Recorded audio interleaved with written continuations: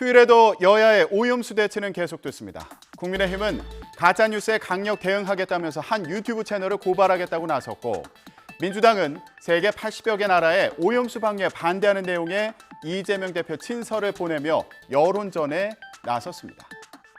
오염수냐 처리수냐 용어를 두고도 입장 차이를 분명히 했습니다. 화면 함께 보시죠. 한 유튜브 계정에 올라온 영상입니다. 바다에 죽은 정어리떼가 둥둥 떠 있는 모습입니다. 정부가 숨기는 현재 후쿠시마 방사능 오염수 뿌린 일본 바다 상황이라는 제목이 붙었는데요. 국민의힘 미디어 법률단은 이 유튜버가 지난 2월 일본 니가타현 해안 인근에서 발생한 원인을 알 수 없는 정어리떼 집단 폐사 사건 동영상을 마치 오염수 방류로 인한 것처럼 올렸다고 밝혔습니다. 또 사실관계가 전혀 다른 동영상에 마치 정부가 위험성을 은폐한 것처럼 제목을 달아 가짜뉴스와 괴담을 퍼뜨렸다며 국내 어업 종사자들의 조업과 판매 업무를 방해해 피해를 보게 했다고 주장했습니다. 그러면서 이 동영상을 올린 유튜브 채널 모든 동영상을 서울경찰청에 업무방해 혐의로 고발할 예정이라고 밝혔습니다. 법률단은 이런 내용을 전하는 보도자료에서 오염수라는 표현 대신 당내 일각에서 사용해야 한다고 주장하는 오염 처리수라는 표현을 써서 눈길을 끌었는데요. 민주당은 정부 여당에서 오염수 용어를 바꿔야 한다는 주장이 나오는 데 대해서 반발하고 있죠. 민주당 이재명 대표는 창씨 개명에 빗댈 정도입니다. 사슴을 가리켜 말이라고 하는 것과 같다며 비판하기도 했습니다. 들어보시죠. 윤석열 정권이 연일 이 핵 오염수의 안전성을 홍보하는 데 열중하고 있습니다. 심지어 이제는 오염수로 부르지 못하도록 처리수라는 이름으로 창씨 개명하겠다는 해괴한 언사까지 하고 있습니다. 지록 이 말을 한다고 해서 오염수에 들어있는 오염물질, 방사능 물질이 없어지기라도 하겠습니까? 이 대표는 또 해양쓰레기 투기 방지 국제협약, 런던협약 의정서 총회를 앞두고 88개 당사국 정상들에게 친서를 보내기로 했는데요. 그 내용을 이준혁 기자가 전해드립니다. 육지에서 1km 길이 터널을 바다까지 뚫어 오염수를 방류하는 건 인공해양 구조물을 통한 쓰레기 등 오염물질 투기를 금지한 런던 협약 위반이라며 일본 입장을 정면 반박했습니다. 민주당은 또 미중일 패널이 참석하는 국제 공동회의를 개최하고 의원 친선협회를 통해 각국 의회의 내용을 전달하는 등 국제 여론전에 총력을 기울일 방침입니다. 국민의힘은 민주당이 국정 발목 잡기를 넘어서 이제는 외교 자해 행위까지 한다면서 반발했습니다. 이재명 대표 비리 혐의 방탄을 위해서 단식을 하고 정기국회 개회와 동시에 장외로 달려나가서 정부 물어뜯기에만 혈안이 됐다며 비판하기도 했습니다. 들어보시죠.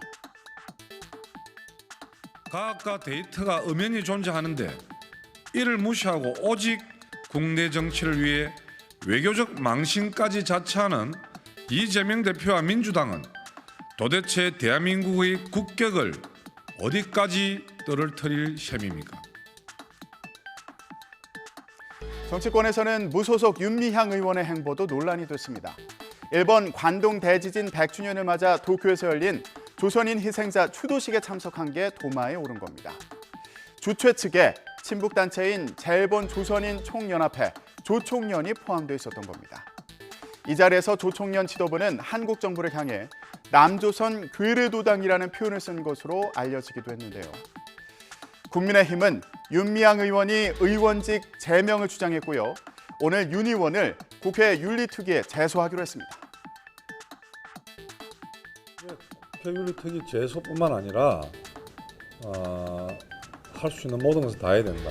그리고 남조선 괴뢰도당이라고 일컫는 반국가 단체 일본까지 넘어가서 함께 한다는 것은 몸은 서울에 있지만 마음은 다른 데 있지 않나 생각합니다. 외교부는 북한이 핵과 미사일 도발을 하고 있는 시점에 조총련 관련 행사에 참석한 건 적절치 않다는 입장을 밝혔고요. 통일부는 조총련 구성원을 접촉할 때에는 사전에 신고해야 하는데 윤 의원은 신고하지 않았다면서 과태료를 부과할 수 있다고 밝혔습니다. 민주당은 윤 의원과 관련해서는 말을 아꼈는데요. 대신 윤석열 대통령의 이 발언을 집중 공략했습니다. 어떤 발언인지 들어보시죠. 국가의 어떤 그 정치적 지향점과 국가가 지향해야 될 가치는 또 어떠냐.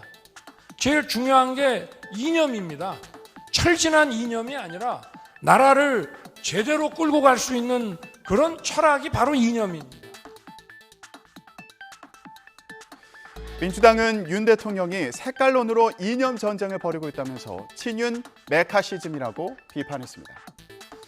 그러면서 전 정부 탓도 한계에 부딪히니까 이제 자신을 비판하는 국민과 야당이 이념에 문제가 있다는 거냐고 목소리를 높였는데요.